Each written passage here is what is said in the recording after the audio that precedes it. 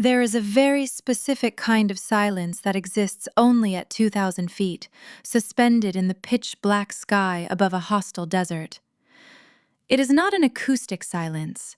The twin General Electric turboshaft engines of an AH-64 Apache attack helicopter are screaming, just inches above your head, generating 2,000 shaft horsepower. The transmission is grinding with thousands of pounds of torque, and the rotor wash is violently beating against the fuselage. But inside your headset, and more importantly inside your mind, there must be an absolute crystalline stillness. When you are piloting a $35 million flying tank in the dead of night, you are forced to compartmentalize your brain. Through the integrated helmet and display sight system strapped to my head, the aircraft sees exactly what I see. If I turn my head to the left, the 30mm automatic chain gun slung beneath the nose of the helicopter instantly tracks to the left, matching my line of sight with terrifying precision. My right eye is constantly being fed raw thermal imaging and flight telemetry through a glowing monocle, while my left eye scans the physical horizon outside the canopy, watching for the faint silhouettes of power lines or enemy anti-aircraft positions. Both of my hands and both of my feet are doing entirely different things at the exact same time, making hundreds of microscopic adjustments every minute, just to keep the machine from falling out of the sky. You cannot be distracted. You cannot be emotional. You cannot afford the luxury of anxiety or doubt or panic. The United States Army does not hand the keys of an Apache to someone who is losing their grip on reality. To sit in that seat, you have to be the most grounded, ruthlessly rational person in the airspace. Every single year I go through a grueling Class 1 flight medical examination. They test my heart, my vision, my neurological responses, and most importantly, my psychological stability. I am tested, retested, and analyzed by military flight surgeons whose sole job is to look for even the slightest fracture in my mental state. If you have a single unverified shadow in your psychological history, they take your wings. I need you to understand that baseline. I need you to remember what it takes to do my job and the level of unquestionable sanity the federal government requires of me. Because the story I am about to tell you revolves around a piece of paper that legally declared me insane. A court order that labeled me completely incompetent, brain-damaged, and entirely incapable of managing my own life. My name is Carter. I am an aviation officer in the United States Army. And I am someone who was financially executed by the woman who called herself my mother. Before we get to the betrayal, you need to understand the legacy that was at stake. The wealth didn't come from my parents. It came from my grandfather, Arthur Carter. He was a force reconnaissance Marine who survived some of the most brutal combat of the Vietnam War. He was a man forged from iron cordite and unyielding discipline. When he came home, he channeled that exact same ruthless efficiency into the civilian world, building a massive commercial freight and logistics empire from a single rusted delivery truck. He was not a warm man. He did not believe in handing out participation trophies, and he certainly did not believe in handing vast sums of money to ungrateful children. He believed that wealth was a loaded weapon, dangerous in the hands of a fool, but a powerful tool in the hands of someone who knew how to respect it. When my father passed away unexpectedly from a massive myocardial infarction during my freshman year of college, my grandfather stepped in to restructure his estate. He knew that my father's second wife, Margaret, was circling the family accounts like a vulture. He also knew that I was the only person in the bloodline who shared his discipline. When Grandpa Arthur passed away a few years later, he liquidated his logistics company and placed the proceeds into an irrevocable generation-skipping trust. The portfolio was a heavily fortified fortress of index funds, municipal bonds, and liquid assets totaling exactly $3.5 million. He named a massive corporate bank in New York as the fiduciary trustee, and he named me as the sole beneficiary. But true to his nature, Grandpa Arthur built a failsafe into the trust. It was locked behind an impenetrable legal wall. I could not touch the principal. I could not borrow against it. I could not use it as collateral. The trust was designed with one specific, unavoidable trigger. The assets would only dissolve and transfer into my direct, unencumbered control on the exact day of my 25th birthday. Not a single day sooner. His lawyer gave me a letter my grandfather had written before he died. It was short and to the point. He wrote that the human frontal lobe, the part of the brain responsible for consequence evaluation and long-term planning, is not fully developed until age 25. He wanted me to build my own character, to learn how to suffer, and to earn my place in the world before I had the power to ruin my life with unearned millions. So I did. I joined the military. I survived the brutal gauntlet of warrant officer candidate school, and I earned my wings at Fort Rucker. I lived on a meager military salary, entirely ignoring the fortune waiting for me in New York. Margaret, however, could not ignore it. Margaret had married my father when I was 12. On the surface, she was the picture of suburban grace. If you looked at her social media presence, you would think she was the most devoted, patriotic military mother on the eastern seaboard. Her Facebook page was a meticulously curated shrine of performative patriotism. She constantly posted photos of me in my uniform, wrapped in digital borders of yellow ribbons, farming thousands of likes and sympathetic comments from her country club friends. She hosted luncheons, baked cookies for charity drives, and always spoke with a soft, breathy flutter of maternal concern. But I knew the real Margaret. I knew the quiet, calculating way she looked at financial statements. I knew that she brought nothing into her marriage with my father except a mountain of credit card debt. And more importantly, I knew her son. Trent was Margaret's biological son from a previous marriage. He was 28 years old, 4 years older than me, and a walking definition of a parasite. He fancied himself a venture capitalist and a real estate visionary, but his entire business model consisted of living rent-free in my father's house and day trading with Margaret's shrinking allowance. He was always pitching aggressive, highly leveraged investment schemes that inevitably ended in disaster. There was the cryptocurrency startup that vanished overnight, the luxury dropshipping business that left their garage filled with cheap, unsold plastic garbage. Trent looked at my grandfather's trust fund not as a family legacy, but as a locked treasure chest that was unfairly being kept from him. He genuinely believed that because Margaret had married my father, he was entitled to a cut of Arthur Carter's blood and sweat. With my father gone, Margaret's finances were drying up rapidly. They were both watching the calendar, counting down the days until my 25th birthday. 2 months before that milestone birthday, my aviation unit received sudden deployment orders. It was a classified forward operating mission in the Middle East. We were going into a highly volatile, contested region to provide close air support for Special Forces units on the ground. Because of the extreme sensitivity of the operation, my commanding officer briefed us on the communication protocols. Once we arrived at the forward operating base, we would be entering a strict communications blackout. For 8 consecutive weeks, we would have no access to civilian internet, no cellular service, no social media, and absolutely no outgoing mail. To the civilian grid, we would essentially cease to exist. The night before I shipped out to Fort Campbell to catch the transport flight, Margaret insisted on taking me out for a farewell dinner. It was at a high-end steakhouse, paid for, I assumed, by whatever was left of my father's modest life insurance policy. She played the role of the weeping mother perfectly. She held my hand across the white tablecloth, her eyes welling with tears that never quite managed to ruin her expensive mascara. She talked about how proud my father would be, how terrified she was for my safety, and how she would pray every single night for my safe return. I sat there quietly eating my steak, my mind already thousands of miles away, mentally reviewing flight protocols and threat assessments. Then, right as the waiter cleared our plates for dessert, she reached into her designer tote bag and pulled out a thick manila envelope. She slid it across the table.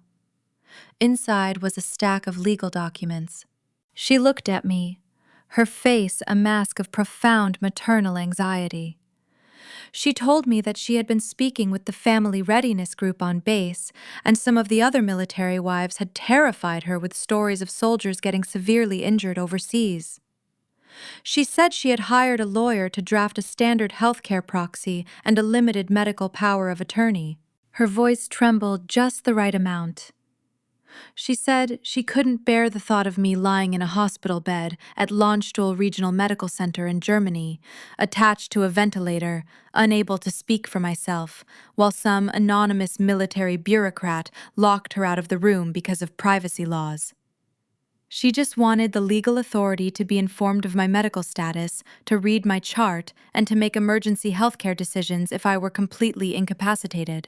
If you are looking for the exact moment I made a tactical error, this was it. The military actually encourages soldiers to get their affairs in order before deploying to a combat zone.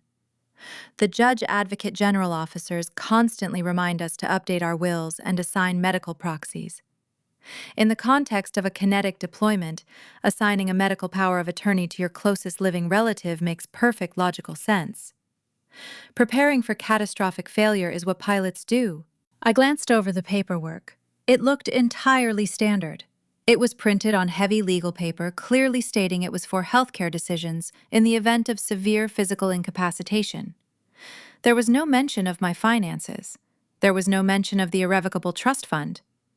There was no mention of my grandfather's estate. It seemed strictly limited to medical emergencies. I didn't think twice. I didn't call my military lawyer to review the fine print. I was 24 years old, highly focused on surviving a war zone, and I saw a woman who was genuinely terrified of losing her stepdaughter. I took the pen she offered and signed my name on the dotted lines. I even signed it in front of a notary she had conveniently arranged to meet us at the restaurant. I handed the folder back to her, thanked her for looking out for me, and walked out into the humid Florida night. I had no idea that I had just handed a loaded weapon to a very patient, very calculating enemy. 48 hours later, I was strapped into the cargo bay of a C-17 Globemaster crossing the Atlantic. When I arrived at the forward operating base in the Syrian desert, the blackout protocols immediately took effect. My civilian phone was powered down, sealed in a plastic bag, and locked inside a secure footlocker. For the next 2 months, my entire existence shrank to the size of a briefing room, a rigid cot in a reinforced bunker, and the endless vibrating roar of my aircraft. Out there, time loses all meaning. The days blend into the nights, and the only calendar that matters is the flight schedule. I did not celebrate my 25th birthday. There was no cake, there were no candles. I spent the evening of my birthday sitting on a folding chair in a dusty, dimly lit tent, drinking lukewarm bottled water and reviewing aerial reconnaissance photos of an insurgent supply route. But I knew what day it was. I looked at the date on my tactical watch and felt a quiet, profound sense of satisfaction. Somewhere in the United States computer systems had automatically updated. Fiduciary protocols had executed. The trust my grandfather built had unlocked, officially transferring $3.5 million into an account under my sole, unencumbered control. I was officially a millionaire, sitting in a combat zone, entirely secure in my future. I was completely unaware that thousands of miles away, in a sunny, air-conditioned courthouse in Florida, Margaret was standing in front of a probate judge. I was unaware that she was holding that very same medical proxy, backed by a fabricated psychiatric narrative and a corrupt doctor who was willing to sell his medical license to the highest bidder. While I was flying millions of dollars of military hardware through hostile skies with absolute precision, my loving stepmother was weeping in front of a judge, legally declaring me a brain-damaged lunatic. The ambush had already been triggered. I just hadn't heard the gunshot yet. The Syrian desert does not care about your civilian life. When you are deployed to a forward operating base under a Level 4 communications blackout, the rest of the world ceases to exist. Your reality is reduced to the smell of JP-8 aviation fuel, the blinding glare of the sun on the steel matting of the flight line, and the endless, vibrating roar of twin turboshaft engines. For 2 months, I had been completely isolated from the civilian grid. No emails, no phone calls, no social media. I was exactly where I needed to be, functioning at the absolute peak of my physical and mental capabilities. It was 0400 hours. I had just landed after a grueling 5-hour Overwatch mission, escorting a convoy through a high-threat valley. I was covered in a fine layer of chalky dust, my flight suit damp with sweat, my muscles aching from the microscopic, continuous tension of keeping the aircraft stabilized in crosswinds. I was walking across the tarmac, heading toward the maintenance tent to file my post-flight logs, when a young enlisted soldier jogged up to me. He didn't offer a casual greeting. He stopped, stood at rigid attention, and told me that the battalion flight surgeon, Major Hayes, needed to see me in the medical bunker immediately. In the aviation community, an unscheduled summons to the flight surgeon right after a combat sortie is never a casual affair. It means one of two things. Either your biometrics telemetry flagged a critical anomaly during the flight, like a dangerous spike in blood pressure, or a priority Red Cross message had managed to penetrate the blackout, meaning someone in your immediate family was dead or dying. I adjusted my gear, ignoring the exhaustion in my bones, and walked to the medical bunker. The heavy steel door sealed behind me, blocking out the roar of the generators. Major Hayes was a seasoned, cynical veteran who had spent 15 years evaluating the psychological elasticity of combat pilots. He was the man who had personally signed off on my Class 1 medical certificate just weeks before the deployment. When I walked in, he wasn't looking at a medical chart. He was staring at a thick stack of printed papers on his desk. He looked deeply unsettled. He didn't return my salute. He just pointed to the metal folding chair across from him. "Sit down, Captain." I sat. "Sir, is it my family?" Major Hayes exhaled slowly, rubbing his jaw. "I don't know, Carter. I received a transmission over the secure administrative network about an hour ago. It was routed from a civilian legal liaison stateside, flagged with the highest possible priority. I need you to look at this, and I need you to explain to me why a civilian judge in the state of Florida believes that I am currently allowing a profoundly brain-damaged psychotic individual to operate heavy aerial artillery in a combat zone." He slid the stack of papers across the desk. I looked down. The document on top was stamped with the official embossed seal of a Florida state probate court. The heavy black text at the top read, "Order appointing plenary guardian of the person and property." I picked up the packet. I didn't let my hands shake. I engaged the exact same emotional detachment I use when a threat warning receiver lights up my cockpit. I read the documents line by line. The court order stated that effective 2 weeks ago, shortly after my 25th birthday, my stepmother, Margaret Carter, had been granted full, unlimited, and permanent conservatorship over my life. The legal language was absolute. It stripped me of my right to vote, my right to sign contracts, my right to marry, and most crucially, my right to manage access or control any of my financial assets.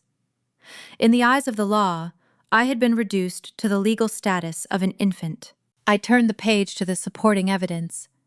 There was a signed, sworn affidavit from a civilian psychiatrist named Dr. Elias Vance, operating out of a private clinic in Miami. I had never met this man. I had never spoken his name. But according to his notarized medical evaluation, he had conducted multiple emergency telehealth sessions with me over the past month. Dr. Vance testified under penalty of perjury that I had called my stepmother from the war zone in a state of hysterical, uncontrollable panic. He wrote that I was suffering from severe, undocumented traumatic brain injury, likely from a concussive blast, which had triggered catastrophic late-stage post-traumatic stress disorder. He documented that I was experiencing violent paranoid delusions, profound cognitive degradation, and active suicidal ideation. He officially recommended to the court that I be immediately stripped of my financial autonomy because my psychological state was so shattered that I would inevitably squander my grandfather's trust fund the moment it unlocked. And the judge had believed him. Because I was under a strict classified military blackout, I could not receive a court summons. I could not be notified of the hearing. I could not hire an attorney to contest the allegations. When I failed to appear in court, Margaret's legal team simply pointed to my absence as proof of my incapacitation. They painted a picture of a broken, unreachable soldier locked away in a military ward overseas, while a weeping, devoted mother begged the court for the power to save her. She had weaponized the healthcare proxy I signed at the steakhouse, combining it with Dr. Vance's fabricated psychiatric report, and used the military's own operational security protocols to silence me. It was a flawless, devastating legal ambush. "Captain," Major Hayes said quietly, watching my face for any sign of the instability described in the papers. "This is a legally binding order from a state judge. Technically, your stepmother has the authority to demand your immediate medical discharge and force your repatriation to a civilian psychiatric facility. If I log this into the official personnel system right now, you are grounded indefinitely, pending a massive investigation." I looked up from the papers. My heart rate had not elevated. My breathing was perfectly steady. "Sir," I said, my voice completely flat, "for the last 60 days, I have not made a single phone call to the United States. I have not spoken to a civilian doctor. I have flown 32 combat sorties without a single operational error. This document is a complete fabrication. It is a coordinated financial crime." Major Hayes nodded slowly. "I know it is, Carter. I evaluated you myself. If you were suffering from the kind of psychotic break described in this file, you would be a danger to everyone on this base. But knowing it's a lie doesn't make the court order disappear. They bypassed military jurisdiction." "I need to see the damage," I said. "Sir, I am requesting 10 minutes of supervised access to a secure terminal to check my civilian financial accounts." Major Hayes didn't hesitate. He stood up, locked the door to the bunker, and turned his own encrypted workstation toward me. He bypassed the military firewalls to allow me access to the civilian banking grid. I sat at his desk and typed in the web address for the corporate trustee in New York that managed my grandfather's estate. I entered my credentials and answered the security prompts. The dashboard loaded. The balance on the irrevocable trust, which had unlocked on my 25th birthday just weeks prior, was supposed to reflect $3.5 million. It read 0. There was no pending status, no hold. The money was completely gone. I clicked into the transaction ledger. Margaret had moved with terrifying speed. On the exact day the trust dissolved into my name, she had presented the conservatorship order to the bank. The fiduciary, legally bound to comply with a court order that declared me incompetent, had released the funds to my newly appointed legal guardian. The ledger showed a single, massive wire transfer. $3.5 million had been moved out of New York and wired into a newly established commercial account in Florida. I didn't stop there. I pulled up the public business registry for the state of Florida. I searched the routing details. The money had landed in an account owned by a limited liability company called Ocean Horizon Investments. I checked the corporate officers for Ocean Horizon Investments. The registered agent was Margaret Carter. The sole managing director was her son Trent. They were laundering the money.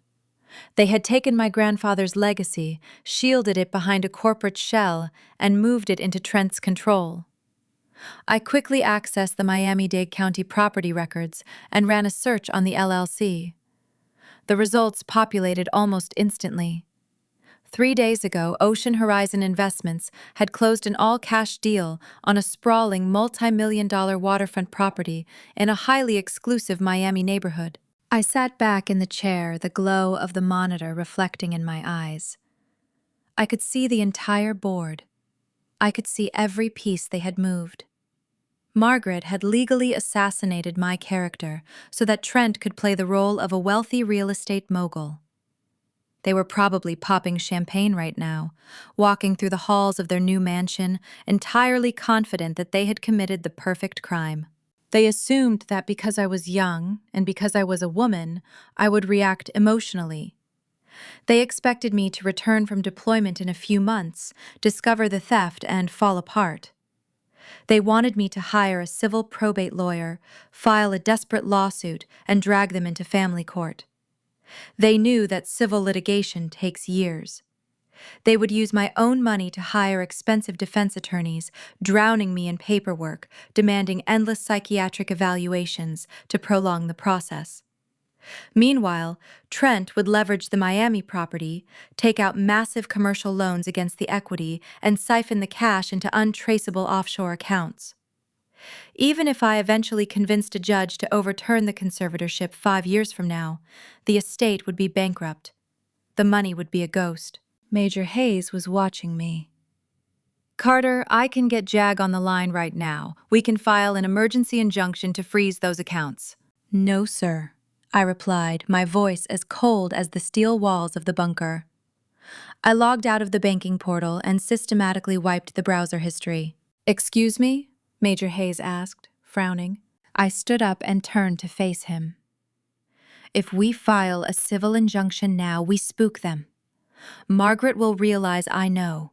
She will immediately claim it was a misunderstanding or that she was acting in my best interest to protect the money while I was deployed. She will hide behind her corrupt doctor and drag this into a civil dispute. Civil court is a war of attrition. I do not fight wars of attrition." I looked down at the fabricated psychiatric evaluation on his desk. When my stepmother crossed state lines to initiate that wire transfer from a New York bank to a Florida LLC, she committed federal wire fraud. When she purchased that house through a shell company to hide the origin of the funds, she committed federal money laundering. And when Dr. Vance signed that document and sent it across a telecommunications network to steal an estate, he committed federal perjury and mail fraud. I leaned forward, resting my knuckles on the desk. "I don't want to freeze their accounts, Major. I don't want to sue her in probate court. I want them to spend the money. I want them to get incredibly comfortable in that house. I want them to establish a massive, undeniable paper trail of federal felonies.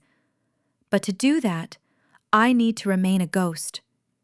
They need to believe that their plan worked perfectly and that I am completely incapacitated." Major Hayes crossed his arms, a slow realization dawning on his face.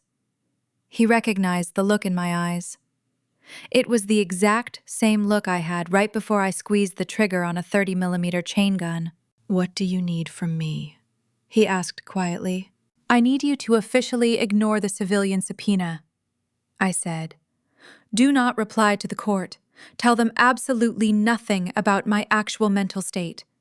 Then I need you to arrange a highly classified secure video conference with a senior federal prosecutor at the Judge Advocate General's office. Finally, I need you to schedule me for the most aggressive, comprehensive, Class 1 flight medical examination the United States Army can provide. I want my brain scanned. I want blood work. I want psychological profiling from 3 different military psychiatrists. I want a medical dossier so bulletproof that it could withstand a Supreme Court inquiry. I'll have to send you to the military hospital at Landstuhl in Germany for that level of testing," he said already, pulling up forms on his computer. "It's a grueling process. They will tear you apart to find a single flaw." "Let them try," I said. "Because when I finally walk into that Miami mansion, I'm not bringing a civil lawsuit. I'm bringing federal indictments. And I'm going to make sure Margaret and her parasitic son leave that house with nothing but handcuffs." The ambush was set. It was time to load the ordnance. There is a concept in military strategy known as tactical patience. It is the agonizing discipline of watching an enemy walk into your kill zone and intentionally holding your fire until they are so deeply embedded in the trap that retreat is physically impossible. When you realize you have been betrayed by your own blood, every human instinct screams at you to attack immediately. You want to pick up a phone, scream into the receiver, demand your money back, and threaten them with everything you have. But screaming does not recover stolen millions. Anger does not issue federal indictments. If I had called Margaret from that bunker in Syria and confronted her, she would have panicked. She would have instantly lawyered up, transferred the remaining funds into decentralized offshore accounts, and hid behind the Florida state probate judge who had blindly granted her the conservatorship. I would have spent the next decade of my life drowning in civil litigation, trying to prove my own sanity, while she used my grandfather's money to pay her legal fees. Civil court is a war of attrition. I do not fight wars of attrition. I annihilate the target. Instead, I chose absolute silence. I let her believe she had won. 3 days after discovering the theft, Major Hayes quietly pulled me off the flight rotation. My commanding officer logged my departure as a classified administrative reassignment to maintain operational security. I was put on a C-17 Globemaster and flown directly to Landstuhl Regional Medical Center in Germany. Landstuhl is the largest American military hospital outside the United States. It is where shattered soldiers are brought to be put back together, and it is where military careers are decided by panels of the most uncompromising medical professionals in the Department of Defense. To the outside world, my sudden departure from a combat zone might have looked perfectly in line with Margaret's fabricated narrative. If her lawyers had bothered to check, they might have assumed I had suffered the exact mental breakdown they predicted and was being evacuated for psychiatric care. But I was not at Landstuhl for therapy. I was there to build a weapon. Dr. Elias Vance, the civilian psychiatrist Margaret had bribed, submitted a sworn affidavit claiming I was suffering from a severe traumatic brain injury and late-stage post-traumatic stress disorder. To destroy a medical lie of that magnitude, you do not just get a second opinion from another civilian doctor. You bring down the full, crushing weight of the United States Army's Aeromedical Evaluation Board. For 7 consecutive days in Germany, I subjected myself to the most grueling, invasive physical and psychological gauntlet imaginable. I underwent high-resolution functional magnetic resonance imaging to map the neural pathways in my brain, proving conclusively that there was zero evidence of physical trauma, concussive swelling, or microhemorrhaging. I sat in soundproof rooms for hours, taking the Minnesota Multiphasic Personality Inventory, a massive psychological assessment designed to detect even the faintest whisper of psychosis, paranoia, or emotional instability. I was interviewed, cross-examined, and evaluated by 3 separate senior military psychiatrists. These were men and women who had spent their entire careers analyzing special operators and combat pilots. They actively tried to break my composure. They subjected me to aggressive cognitive stress tests, forcing me to solve complex spatial reasoning problems while blaring combat audio into my headset to monitor my baseline cortisol levels. They tried to induce the exact panic and violent delusions Dr. Vance claimed I suffered from. My heart rate rarely exceeded 80 beats per minute. My answers were crisp, logical, and devoid of emotional volatility. I gave them nothing but the cold baseline efficiency of an Apache pilot. At the end of the week, the chief of aeromedical psychology at Landstuhl called me into his office. He was a stern, silver-haired colonel who looked like he had never smiled a day in his life. He handed me a thick, sealed dossier bearing the crest of the Department of Defense. The final assessment was unequivocal. My cognitive function was in the 99th percentile. I displayed 0 symptoms of PTSD, 0 indicators of a traumatic brain injury, and possessed a level of psychological resilience that he described in his official notes as exceptionally formidable. Attached was a newly minted, unconditionally cleared Class 1 flight medical certificate. I now held a federally certified, globally recognized medical document that proved I was not just sane, but performing at a cognitive level most civilians could not even comprehend. Dr. Vance's telehealth affidavit was no longer just a lie. It was now a documented piece of federal perjury. With my medical armor forged, it was time to build the legal guillotine. I walked out of the hospital and into a sensitive compartmented information facility, or SCIF, on the military base. It is a room built inside a steel vault, completely impenetrable to electronic surveillance. Sitting at the table was Captain David Miller, a senior prosecutor for the Judge Advocate General's Corps. On a highly encrypted video monitor mounted to the wall was Special Agent Reynolds, dialing in from the Federal Bureau of Investigation's White-Collar Crime Division field office in Miami. I sat down and slid a printed copy of Margaret's financial maneuvers across the table. "They bought a house," I said, my voice quiet and measured. "Ocean Horizon Investments, LLC. $3.5 million, all cash. They closed the deal 4 days ago." Special Agent Reynolds reviewed the property deed, tracing the routing numbers with a pen. He looked up at the camera, clearly impressed by my total lack of hysteria. Captain Carter Reynolds said, leaning back in his chair, "Your stepmother utilized a very specific, very dangerous blind spot in the American legal system. State probate courts are heavily isolated. Judges handle dozens of conservatorship cases a week, and they often rubber stamp them if a doctor provides a sworn affidavit. Margaret knew that as long as she kept this in a Florida state court, no federal agency would ever look at it. It was the perfect local crime." "Until she moved the money," I replied. "Exactly." Reynolds smiled, tapping the financial ledger. "The moment she initiated an electronic wire transfer from a fiduciary bank in New York to a commercial account in Florida based on fraudulent pretenses, she crossed state lines. She escalated a local probate dispute into a violation of Title 18, United States Code Section 1343, federal wire fraud.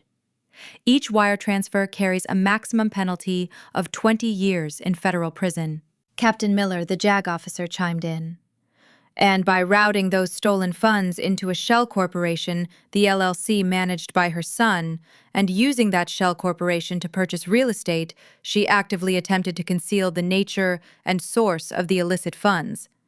That triggers Title 18, Section 1956, federal money laundering. Her son Trent signed the deed as the managing director of the LLC. That makes him a willing, documented co-conspirator." "I want them both," I said. "And I want the doctor." "Dr. Vance is a frequent flyer on our radar," Reynolds noted, pulling up a file on his encrypted tablet. "He runs a boutique clinic in Miami, catering to wealthy clients who need medical exemptions, fake disability claims, or precisely this kind of fabricated guardianship paperwork. But we have never had an ironclad baseline to prove his evaluations were fake. Your Army medical dossier changes everything. We have him dead to rights on federal perjury, healthcare fraud, and conspiracy to commit wire fraud." "So what is the tactical holdup?" I asked. "Why haven't we issued the warrants?" "Because," Reynolds explained, his tone turning deadly serious, "in white-collar cases, defense attorneys will always try to argue intent. If we arrest them right now, Margaret's lawyers will claim she panicked, that she genuinely believed you were sick, and that buying the house was just a misguided attempt to secure a safe environment for your eventual return. We need to eliminate that defense entirely. We need to let them get incredibly comfortable. We need to let them demonstrate beyond a shadow of a doubt that this property is for their own personal enrichment, not your care." I understood perfectly. I needed to let them celebrate their theft. For the next 3 weeks, I remained in Germany, coordinating quietly with the FBI while assigned to a desk performing administrative duties. My days were spent tracking my stepbrother's digital footprint. Trent, true to his nature as a parasitic narcissist, simply could not keep his mouth shut. He was treating my grandfather's money like he had won the lottery. He immediately began posting videos on his social media accounts, giving his followers a tour of his new multi-million-dollar waterfront mansion in Miami. He filmed himself standing on the mahogany deck, holding a glass of expensive scotch, preaching about the virtues of hard work, real estate investment, and the hustle mindset. He documented himself buying custom Italian furniture, hiring expensive landscapers, and driving a brand-new $250,000 Porsche 911 Turbo, which he had registered entirely in his own name. He was publicly digitally cementing the fact that the money had absolutely nothing to do with my medical care. He was handing the FBI perfectly framed evidence of gross misappropriation of funds. Every single photo, every single post was just another nail in their coffin. But the final piece of the puzzle fell into place when Margaret decided to host a party. Through Trent's public posts, we saw the digital invitations go out. Margaret was throwing a massive catered housewarming gala at the new mansion. She had invited her country club friends, local socialites, and presumably her network of enablers. She was going to stand in my house, bought with my grandfather's legacy, and play the role of the tragic, wealthy matriarch. It was the perfect venue. It was a consolidated target. I sat in the skiff with Captain Miller as Agent Reynolds finalized the paperwork. A federal judge in the Southern District of Florida had reviewed my Lawnstool medical dossier, the bank routing numbers, and Dr. Vance's fabricated documents. The judge had been absolutely furious. "We have 3 sealed federal indictments," Reynolds said through the monitor, holding up a heavy folder stamped with the seal of the Department of Justice. "One for Margaret Carter, one for Trent, one for Dr. Elias Vance. We also have a signed federal asset forfeiture warrant for the Ocean Horizon LLC, the Porsche, and the Miami property. The moment the cuffs go on, the house belongs to the United States Marshals until it can be liquidated and the funds returned to your trust." "When do we execute the warrants?" I asked. "The FBI field office in Miami is staging a tactical team right now," Reynolds said softly. "The Marshals are ready. The party is this Saturday evening. We want maximum shock value to prevent any attempt at destroying electronic evidence. We breach the property at 1900 hours. I stood up from the table. I felt a cold, absolute calm wash over me. The trap was fully armed. The wire was pulled tight. "Agent Reynolds," I said, "I am requesting permission to be present when the warrants are executed. I want to be the one to knock on the door."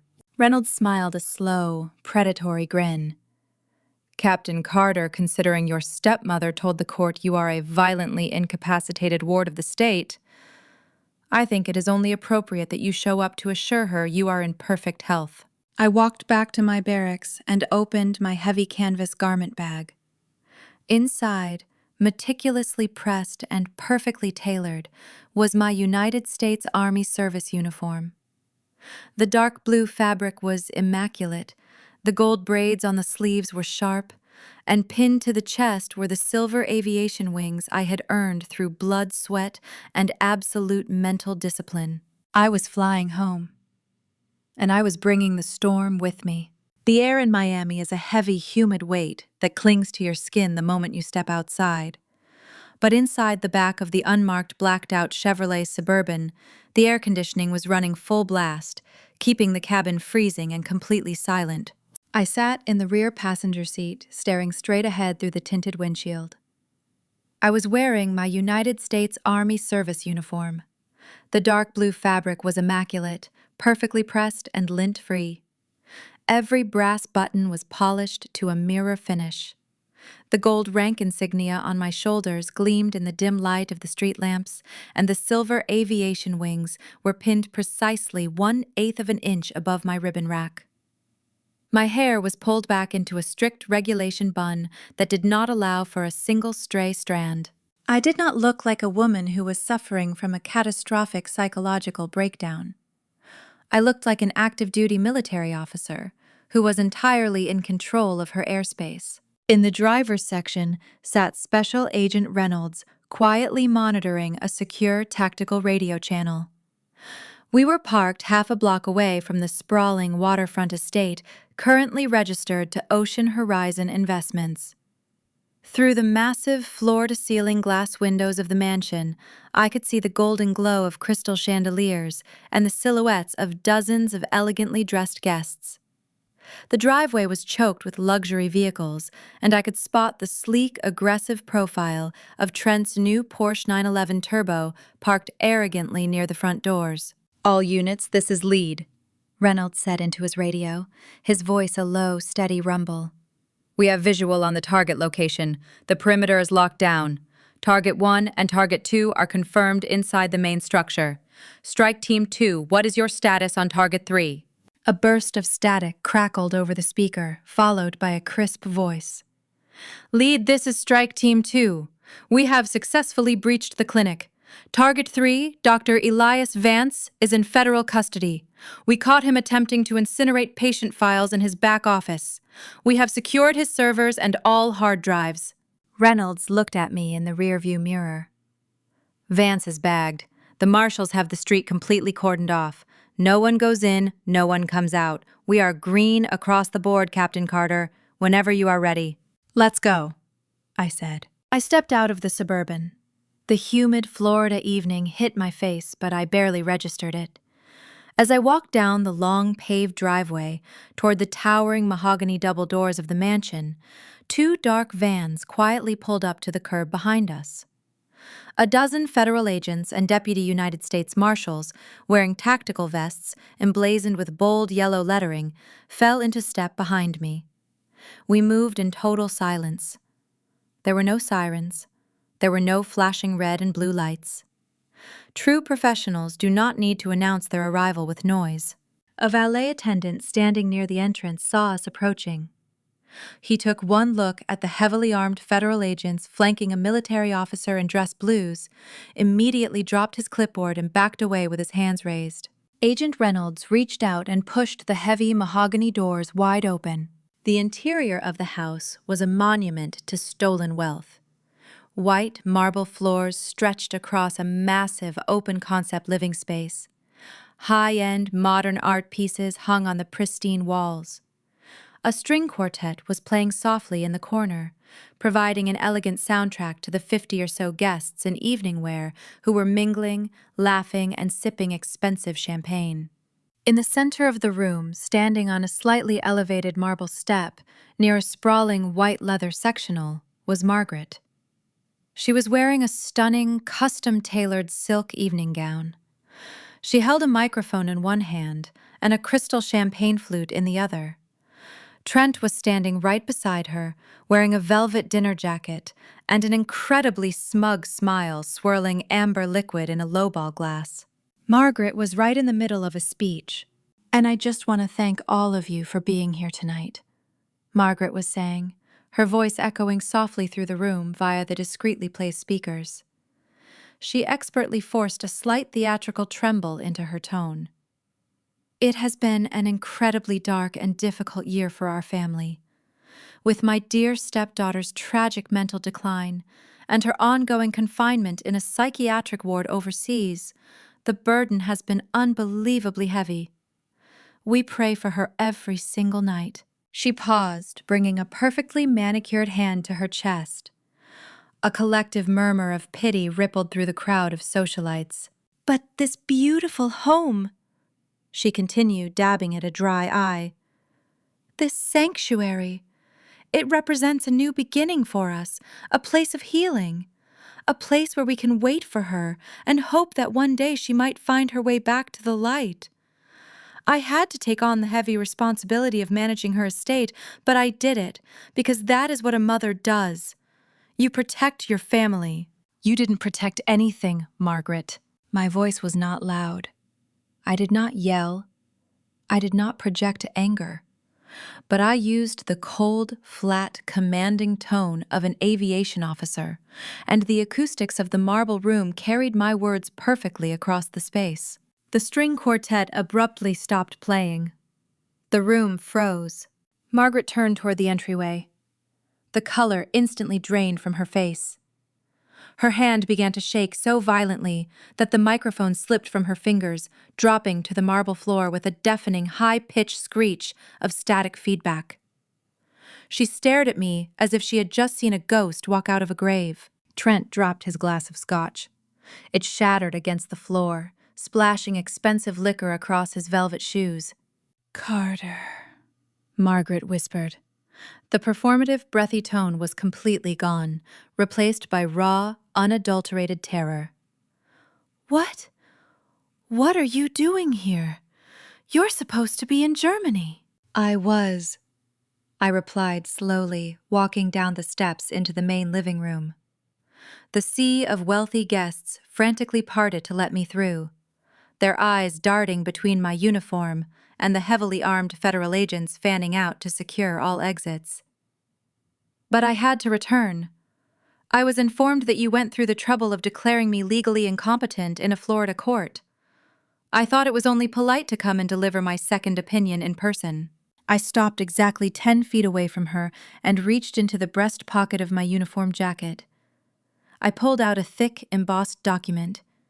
I calmly unfolded it and held it up for her to see. "This is an unconditionally cleared Class 1 aeromedical flight certificate," I said, ensuring my voice reached every corner of the silent room. "Issued 4 days ago by the Chief of Aeromedical Psychology for the United States Department of Defense. It certifies that I am functioning in the 99th percentile of cognitive stability, and I am actively cleared to pilot $35 million attack helicopters in hostile airspace." I lowered the paper. I looked directly into Margaret's terrified, wide eyes.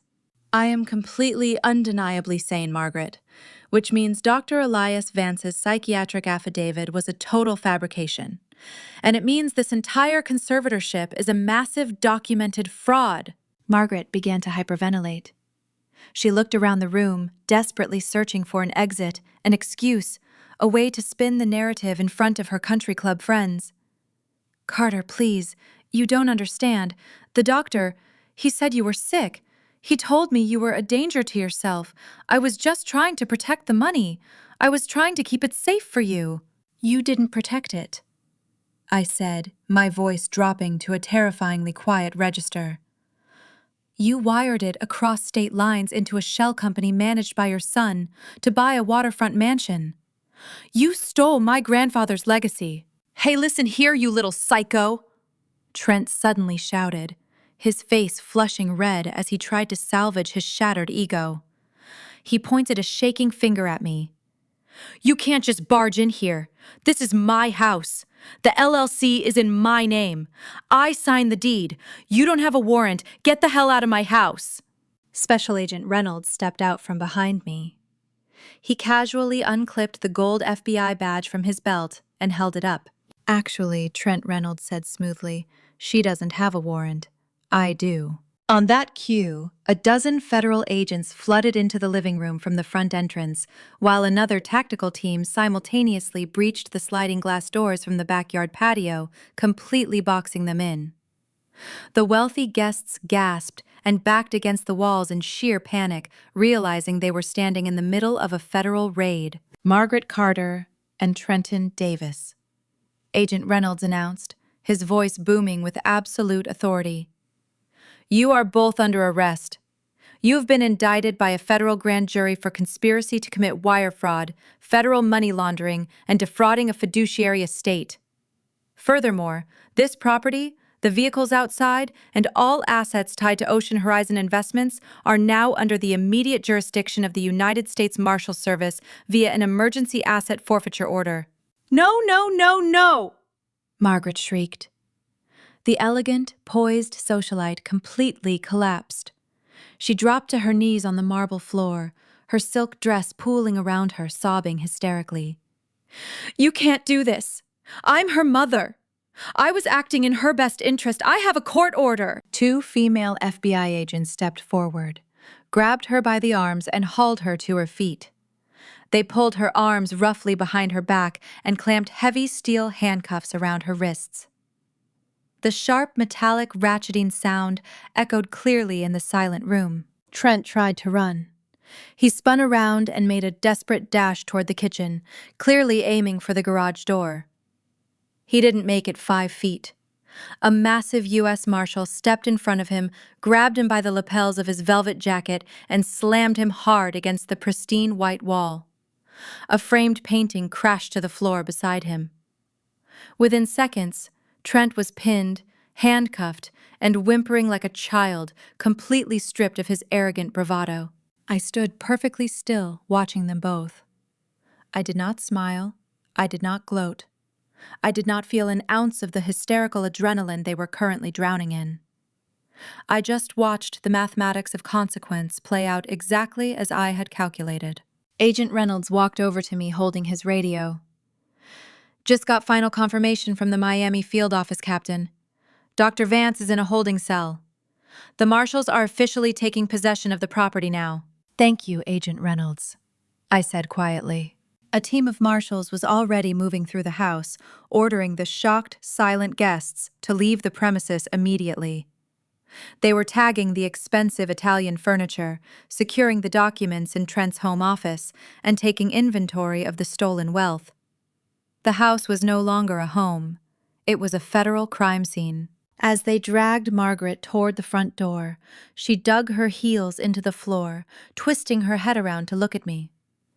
Her face was streaked with ruined makeup, her eyes wide with a desperate, animalistic terror. "Carter, please!" she screamed, her voice cracking. "We're family! You have to stop this! They're going to put me in prison! Please, Carter, say something!" I looked at her. I thought about the absolute silence of the Syrian desert. I thought about the crushing weight of the Apache's controls and the profound, unyielding discipline my grandfather had tried to instill in me.